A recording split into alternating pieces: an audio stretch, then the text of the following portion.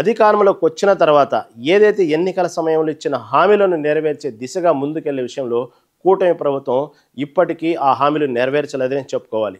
ఎందుకంటే గతంలో వైఎస్ జగన్ చేసినటువంటి అప్పులు ఏదైతే ఉన్నాయో 14 లక్షల కోట్ల వరకు ఉంది అని చెప్పుకొచ్చినటువంటి ఇదే ప్రభుత్వం ఇప్పుడు వచ్చేటప్పటికి 5 లక్షల వరకే ఉందనుకుంటూ మొన్న అసెంబ్లీలో తీర్మానం చేయడం కూడా మనం చూసాం. కాబట్టి ఇటువంటి సమయంలో మరి ఏదైతే పదే పదే హామీలు నెరవేర్చే విషయంలో గత ప్రభుత్వం చేసిన తప్పులను ఎత్తి చూపుతూ గత ప్రభుత్వం చేసినటువంటి ఏదైతే అప్పులు ఉన్నాయో దాన్ని ఆర్థికమైనటువంటి దాన్నే పూడ్చుకుంటూ వెళ్తున్నాము, ఇంకా చాలా చేయాలని ఉంది మా మనసులో కానీ చేయలేకపోతున్నాము, గత ప్రభుత్వం చేసిన తప్పులే అంటూ చంద్రబాబు పదే పదే చెప్పటం, దానికి ఒక 40 years ఇండస్ట్రీ అని చెప్పుకునే మీరు హామీలు ఇచ్చే విషయంలో మన రాష్ట్ర బడ్జెట్ ఎంత, మన రాష్ట్రానికి సంబంధించినటువంటి అప్పులు ఎన్ని ఉన్నాయి, మనం ఏ హామీలు నెరవేర్చగలము, ఇవన్నీ బేరీజీ వేసుకోకుండా వీరు ఎన్నికల సమయంలో ఎలా హామీలు ఇస్తారంటూ కూడా కొన్ని విపక్ష పార్టీలు అడగటం మనం చూస్తూనే ఉన్నాం. కానీ ఇటువంటి సమయంలో ఇవన్నీ ఒక ఎత్తు అయితే ఈ హామీలు అయితే నెరవేర్చే దిశగా ముందుకు వెళ్ళలేక సతమతమవుతున్న సమయంలో విపక్ష పార్టీలు అధికార పార్టీని కార్నర్ చేయాల్సిన సమయంలో ఎటువంటి ఏదైతే ప్రజా సమస్యలు రాష్ట్ర సమస్యలు ఎలా ఉన్నాయో దాన్ని ప్రధానంగా తీసుకొని వైసీపీ పార్టీ ఏదైతే అధికార పార్టీని ఇరుకొని పెట్టాల్సిన సమయంలో పూర్తిగా ట్రాక్ తప్పుతుంది. ఒక పక్క అధికార పార్టీ హామీలు నెరవేర్చే దిశగా ముందుకు వెళ్ళలేని సమయాల్లో సనాతన ధర్మం అంటూ దీని మీద ఎక్కువ ఫోకస్ పెట్టుకుంటూ ప్రజల దృష్టిని మళ్లించే విషయంలో సక్సెస్ అవుతూ ఉంటే, ఇక్కడ పక్క విపక్ష పార్టీ మాత్రం దాన్ని ఏ విధంగా ప్రభుత్వ హామీలు నెరవేర్చే విషయంలో ఎక్కడైతే విఫలమైందో దాన్ని ఎత్తి చూపుతూ ప్రజల్లో తీసుకెళ్లాల్సినటువంటి విపక్ష పార్టీ ఇటుపక్క తిరుపతిలో జరుగుతున్నటువంటి ఘోరాలు అంటూను మతానికి సంబంధించినటువంటి విషయాలను ఎక్కువగా ఫోకస్ చేస్తూ అసలుకే ఇక్కడ జగన్ క్రిస్టియన్ అనేటువంటి ముద్ర వేయాలని పదే పదే అధికార పార్టీ జగన్ని కార్నర్ చేస్తున్న విషయంలో దాన్ని ఇంకొంచెం జగన్ వాళ్ళు ఏదైతే అధికార పార్టీ జగన్ క్రిస్టియన్ అనేటువంటి ముద్రని చేస్తున్న ప్రయత్నాల్లో వాళ్ళకే ఇంకొంచెం దారి చూపిస్తున్నట్టుగా కనబడతా ఉంది.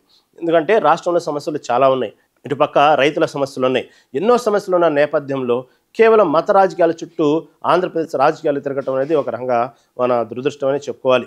ఎందుకంటే ఒక పక్క అధికార పార్టీ సనాతన ధర్మం ముందుకు వెళ్తూ ఉంటే ఇటుపక్క విపక్ష పార్టీ తిరుపతిలో జరుగుతున్నటువంటి ఆవుల విషయంలో కానివ్వండి, లడ్డుల విషయంలో కానీ దీన్ని కార్నర్ చేస్తూ దీన్ని ముందుకు తీసుకెళ్తూ ఇదే పదే పదే మాట్లాడటం అనేది ఇటువంటి మత రాజకీయాలు మత ఘర్షణలు ఎప్పుడెప్పుడు జరుగుతాయా అని కాచుకునేటువంటి ఒక ఛాంపియన్ పార్టీ ఉంది, దానికి కమ్మంగా వీళ్ళు దారి వేసినట్టే అనమాట.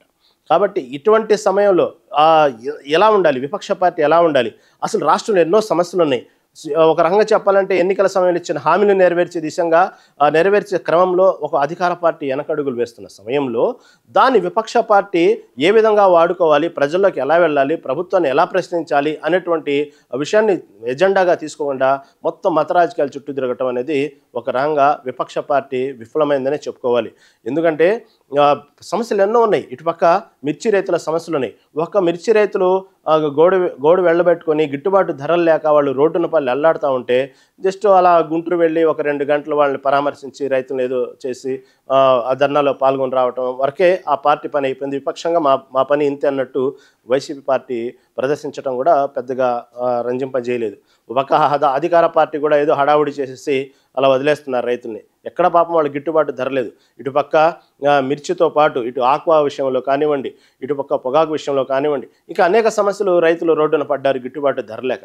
వీటిని తీసుకొని వీటిని అధికార పార్టీని ఇరికించే క్రమంలో ముందుకు వెళ్లకుండా ఏ విధంగా అయితే రైతులకు న్యాయం చేయాలి అనే విషయంలో వాళ్ళ ప్రోత్సాహంతో ముందుకు వెళ్లాల్సినటువంటి విపక్ష పార్టీ వీటన్నిటిని వదిలేసి మత రాజకీయాల చుట్టూ తిరగటం అనేది ఆంధ్ర రాష్ట్ర రాజకీయాల్లో ఇది అంత సరైన పద్ధతి కాదనిపిస్తుంది.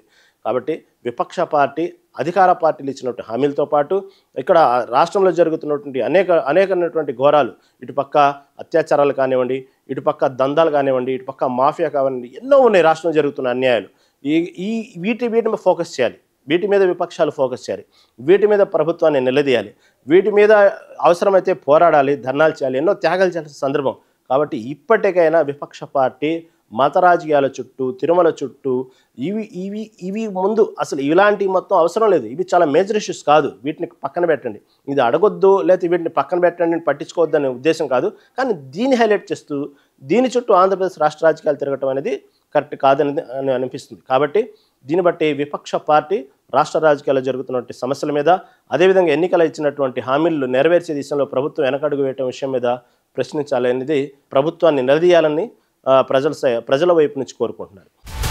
హలో, తెలుగు రాజ్యం ఛానల్ చూస్తున్నారా? సామాజిక రాజకీయ జీవన చిత్రణే తెలుగు రాజ్యం. అతిశయోక్తులు అసత్యాలు ఉండవు. రాజకీయ కోణం కాదు, ప్రజా కోణమే కొలబద్ద. తెలుగు రాజ్యం వీక్షణ మీ ఉత్తమ అభిరుచికి నిదర్శనం.